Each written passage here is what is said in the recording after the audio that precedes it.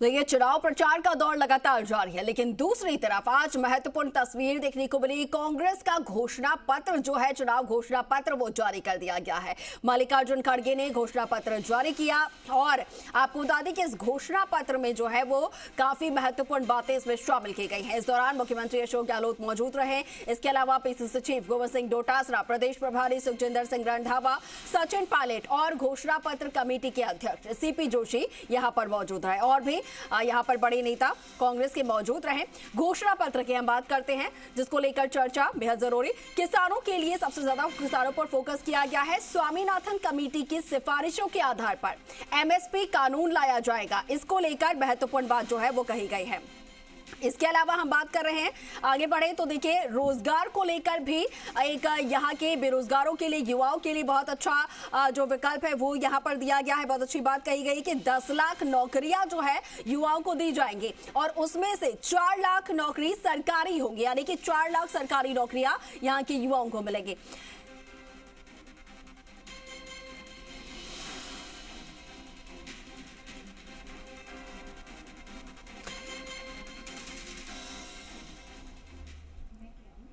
और हमारे साथ हमारे सहयोगी जुड़ रहे हैं, उनका सीधा रुख कर लेते हैं और कांग्रेस का जो घोषणा पत्र है उसके बारे में हम विस्तार से जानते हैं।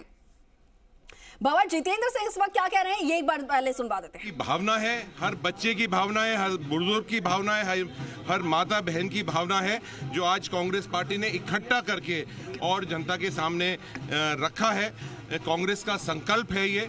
आपने देखा है कि हर बार जो मैनिफेस्टो कांग्रेस पार्टी लेके आती है वो उसका 90 और 95% वो सारा काम हो जाते हैं। मैं भी विधानसभा के अंदर 98 में 2003 के अंदर विधायक रहा हूं और मुझे मालूम है कि पहली कैबिनेट मीटिंग के अंदर ही जो हमारा घोषणा पत्र है वो सरकार का मास्टर प्लान बन जाता है, रोड मैप बन जाता है।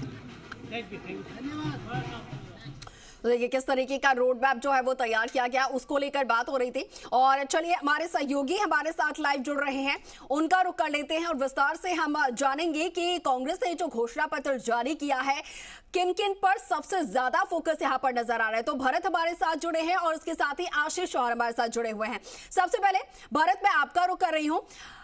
इस घोषणा पत्र को अगर देखें भरत, तो सबसे ज्यादा फोकस, क्योंकि मैं यहां पर देख पा रही हूं कि किसानों के लिए काफी कुछ इस घोषणा पत्र में बात कही गई है। सबसे पहले किसानों पर ही बात कर लेते हैं। स्वामीनाथन कमेटी की सिफारिशों के आधार पर कहा गया है कि एमएसपी कानून लाया जाएगा। इसके अलावा और किसानों के लिए क्या इसमें तोहफा?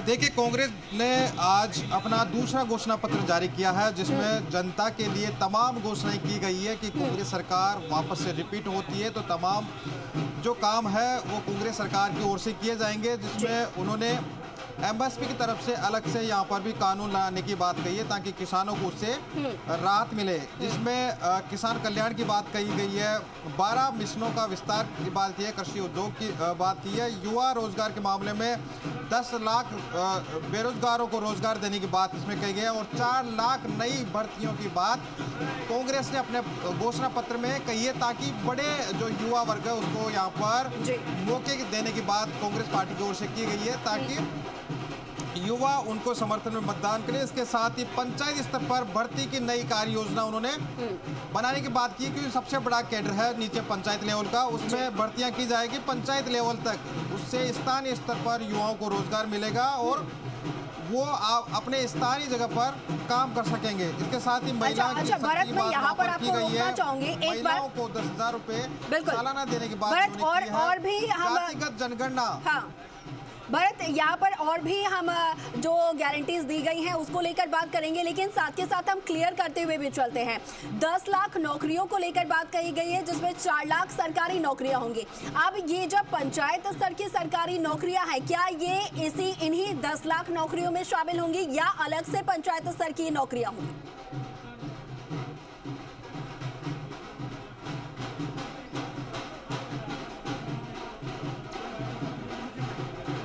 देखिए, कांग्रेस पार्टी की ओर से जो घोषणा पत्र अभी इन्होंने जारी किया गया है उसको इन्होंने तत्काल लागू करने की बात कही है, जिसमें सबसे ज्यादा बात युवाओं, महिलाओं के साथ ही जातिगत जनगणना पर फोकस किया गया है और कहा कि जातिगत जनगणना होगी तो हर वर्ग को यहाँ पर लाभ मिलेगा और इसके लिए इन्होंने सबसे ज्यादा प्रायोरिटी रखी है। और इसके लिए अभी पूर्व उप मुख्यमंत्री सचिन पायलट ने भी कहा कि सबसे ज्यादा बीजेपी के संकल्प पत्र को लेकर जनता विश्वास नहीं कर रही है और कांग्रेस ने जो घोषणा पत्र जारी किया गया उसमें जनता के जो मूल मुद्दे हैं उनको रखा गया और इसके लिए बड़ी संख्या में सुझाव लिए गए थे। उन सुझावों के आधार पर ये कांग्रेस पार्टी ने घोषणा पत्र जारी किया, जिसमें बच्चों को प्राइवेट स्कूलों में भी निःशुल्क शिक्षा की बात कही गई है और सबसे ज्यादा महत्वपूर्ण है वो रोजगार की बात यहाँ पर की गई है। रोजगार के अवसर बढ़ाए जाएंगे नरेगा में।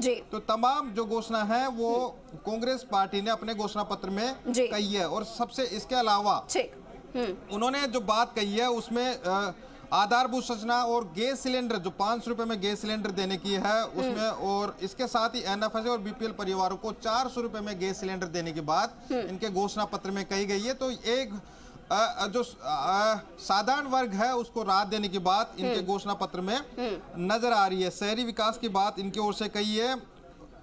इसके साथ ही चिरंजीवी जो बीमा योजना है, अभी गहलोत सरकार 25 लाख रुपए तक का बीमा दे रही थी, उसको बढ़ाकर 25 लाख रुपए तक करने की बात इनकी ओर से कही गई है ताकि एक बड़े वर्ग को चिकित्सा सुविधाओं का लाभ यहाँ पर मिल सके, उन्हें कर्ज के तले नहीं जाना पड़े। इसके लिए महत्वपूर्ण घोषणा पत्र कांग्रेस पार्टी ने अपने शामिल किया है ताकि ज्यादा से ज्यादा लोगों को इसका लाभ यहाँ पर मिल सके। बिल्कुल बिल्कुल भरत, तो चिरंजीवी योजना जो कि पहले से ही काफी सफलतम योजना चल रही है उसमें 25 लाख रुपए तक की राशि थी, इसे बढ़ाकर 50 लाख किया गया है। ये भी एक महत्वपूर्ण यहाँ पर जो है अपने घोषणा पत्र में शामिल किया है कांग्रेस ने। ठीक है भरत, आऊंगी आपके पास, बने रहेगा हमारे साथ आशीष भी जुड़े हुए हैं, उनका भी रुख कर लेते हैं। आशीष, देखिए साफ तौर पर फोकस जो है वो युवाओं पर भी नजर आ रहा है। 10 लाख नौकरियां उन्हें, जिसमें से 4 लाख सरकारी नौकरी की बात की गई है। स्वास्थ्य की बात की जाए, चिरंजीवी योजना में 25 से 50 लाख की राशि कर दी गई है। किसानों की बात की जाती है, किसानों पर सबसे ज्यादा फोकस भी नजर आया। एमएसपी कानून लाने की बात हुई है। इसके साथ ही ब्याज को लेकर भी, कर को लेकर भी यहाँ पर काफी मतलब जो बातें हैं शामिल की गई, उसके बारे में आपसे जानना चाहूंगी। किसानों के लिए किस तरीके से उन्हें ब्याज मुक्त जो ऋण है वो दिए जाएंगे और साथ के साथ जो लोग अपने बिजनेस शुरू करना चाहते हैं, जो छोटे व्यापारी, उनके लिए क्या इसमें शामिल किया गया है? उनके बारे में हमने कहा, जिसमें खास तौर से मैंने कहा गृह लक्ष्मी सम्मान योजना, ये पहली बार गृह लक्ष्मी के नाम से हम उस गृहिणी के को 10,000 रुपये एक उसके खाते में डालेंगे। गांव में गरीब आदमी को आपको 10,000 रुपये उसके घर पर नहीं मिलते हैं। 10,000 रुपये की राशि के लिए ब्याज में पैसा लाना पड़ता है। घर चलाने का काम गृह लक्ष्मी करती है। पहली बार गृह लक्ष्मी सम्मान योजना के अंतर्गत 10,000 रुपये एक मुश्त उनके खाते में डालेंगे। ये एक उसमें गारंटी में सबसे यूनिक चीज़ है। दूसरा, जो कृषक हैं उनके 2 जो पशु हैं उनको हमने पूरा कामधेनु स्कीम के अंदर इंश्योरेंस किया। किसी की मौत हो जाए गाय या भैंस की तो 45,000 रुपये साथ उसके खाते में डालेंगे। और जो नौजवान पीढ़ी के बच्चे हैं उनको कॉलेज में जो पढ़ेंगे उनको लैपटॉप फ्री देंगे। गोबर को प्रोक्योर करेंगे 2 रुपये किलो में, जिससे थोड़ा बहुत मॉनिटरी उनको इंसेंटिव मिले और गाय के प्रति जो जानवरों के प्रति जो उनका मोह है, खासतौर से गायों के प्रति, उसके प्रति उनका और देख रेख करने की उनकी रुचि बढ़े, इसलिए ये काम कर रहे हैं। ओपीएस में गारंटी का काम दे रहे हैं। 7 जो योजना है वो तो ये है। खास तौर से जो हमने साइलेंट फीचर में जो हाईलाइट किया है, क्योंकि 2030 का जो विजन है ये 5 साल के बाद ओवरलैप करेगा। कुछ प्राथमिकताएं हमने निर्धारित की, उसमें यूनिक है, जैसे एमएसपी के बारे में हमने कहा। दूसरा, हमने इसमें कहा है कि जो पंचायत राज की नया कैडर सर्विस जो अभी तक सोचा नहीं, स्टेट का कैडर है, सेंटर का कैडर है, पंचायत का कैडर नहीं है। हमने राजीव गांधी पाठशाला में ये सक्सेसफुल प्रयोग किया था। 25,000 राजीव गांधी पाठशालाएं खोली हमने। उसमें एसटी, एससी, ओबीसी का जो वार्ड था, उन्हीं वार्ड के पढ़ाने के लिए बच्चों को हमने चयनित किया था। उसी आधार पर हम पंचायत लेवल का एक नया कैडर शुरू करेंगे। लोग पंचायत में काम करेंगे, जिला परिषद में काम करेंगे और उसके बाद वो सरकारी नौकरी बनेंगे। तो एक नया कैडर बनेगा जिससे गांव के गरीब आदमी को भी सरकारी नौकरी में जाने का एक रास्ता खुलेगा। एक नया चीज़ है। ट्रेडर को हम 5 लाख रुपए का इंटरेस्ट फ्री लोन देंगे। गांव-गांव में जिस तरह का ट्रेडर छोटा बिजनेसमैन करता है, किसान क्रेडिट की तरह उनको भी हम ट्रेड का क्रेडिट कार्ड देंगे। 5 लाख रुपए की बिना राशि उसको ब्याज के राशि मिले। किसान को 2 लाख रुपए का बिना ब्याज का ऋण देंगे, जिससे वो अपने कृषि के काम को अच्छे ढंग से कर सके। एक यूनिक काम जो किया, गिग वर्कर जो एक बना था, पहली बार ऑटो और टैक्सी चलाने वाले जो नौजवान पीढ़ी के लोग हैं उनको सोशल सिक्योरिटी देने के लिए गिग एक्ट के अंतर्गत उनको जोड़ने का काम करेंगे। कुछ चीज़ें जो पायलट जो ये साइलेंट फ्यूचर है उसको मैंने हाईलाइट किया, पर बेसिकली 2030 बेस है, जिस बेस के आधार पर राजस्थान की इकोनॉमी बढ़े उसका प्रयत्न करने का हमने कमिटमेंट दिया। पैसा कहाँ से लाएंगे जो पैसा अभी तक पैसा जो गारंटी थी पैसा कहाँ से आया? हमने आपको बताया, माननीय मुख्यमंत्री जी ने कहा कि टैक्स कलेक्शन जो है वो हमारा IAS हो रहा है।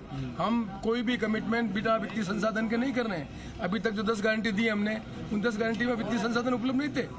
हमने लोगों को ये कहा कि आपको 500 रुपये सिलेंडर देंगे, 500 सिलेंडर दिया नहीं दिया हमने लोगों को कहा कि जिनकी 45,000 रुपये जिन्होंने लंपी में गाय बेस मर गई है उनको 50,000 रुपये ट्रांसफर किया नहीं किया, जिनके 750 रुपये थे उनके 1,000 रुपये किए, 250 रुपये पर मंथ ट्रांसफर किए नहीं किए, 100 यूनिट बिजली माफ की नहीं की। यदि हमारे पास वित्तीय संसाधन नहीं होते तो ये 10 गारंटी जो रिलीफ के लिए हमने की लागू नहीं कर सकते थे। ये हमारा क्रेडेंशियल है, हमारा क्रेडिबिलिटी है कि जो हम कहते हैं वित्तीय संसाधनों की उपलब्धता के आधार पर कहते हैं, इसी आधार पर हम कह रहे हैं कि आज जो 7 गारंटी जो हम नहीं दे रहे उनके लिए वित्तीय संसाधन पूरे उपलब्ध है। युवा महिला किसान को फोकस किया गया, युवा महिला किसान ट्रेड, और आपने बताया कि ये जो आपने सेल्फ एम्प्लॉय जो ये ऑटो टैक्सी ड्राइवर हैं उनको सोशल सिक्योरिटी देने का पहली बार प्रयत्न किया गया है, जिससे उनको विश्वास रह सके कि सामाजिक उत्तरदायित्व के लिए सरकार उनके बारे में सोचती है।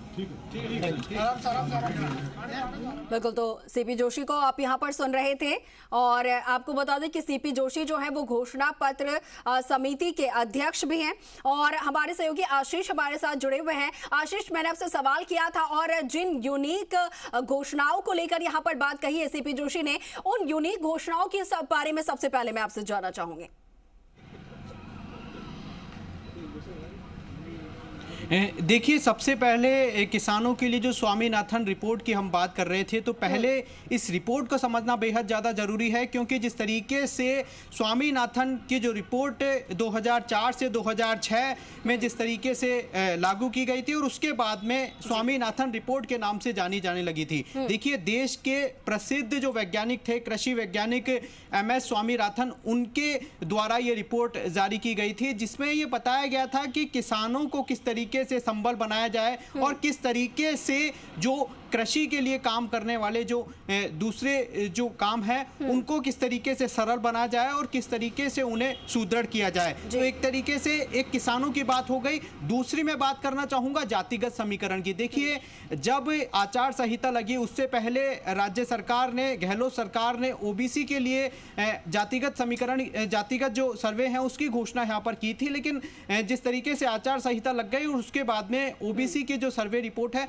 वो सामने नहीं आ पाई। यानी कि जिस तरीके से कह सकते हैं कि एक तरफ जो जातिगत समीकरण साधने की गहलोत सरकार पूरी तरीके से कांग्रेस कोशिश कर रही है, और दूसरी तरफ किसानों को जिस तरीके से जो किसान एक वोट बैंक जो है राजस्थान का, वो काफी मजबूत वोट बैंक है, उसे भी यहाँ पर साधने की घोषणा पत्र में कोशिश की गई है। यानी कि सीधे तौर पर देखिए, आज तक ये जो जातिगत सर्वे है वो अभी तक नहीं हो पाया है। हालांकि बिहार में भी इस तरह की कोशिश जरूर की गई थी, लेकिन वहां पर भी कोर्ट की रोक के बाद में जातिगत सर्वे नहीं हो पाया था। लेकिन राजस्थान में घोषणा पत्र ने, कांग्रेस ने जातिगत सर्वे के आधार पर यहाँ पर घोषणा की है। तो निश्चित तौर पर आने वाले दिनों में शब्द यहाँ पर परिणाम क्या रहेगा? घोषणा पत्र जब जारी किए जा रहे थे तब मल्लिकार्जुन खड़गे ने कहा था कि हम करवा कर रहेंगे। ठीक है आशीष, बहुत शुक्रिया आपका।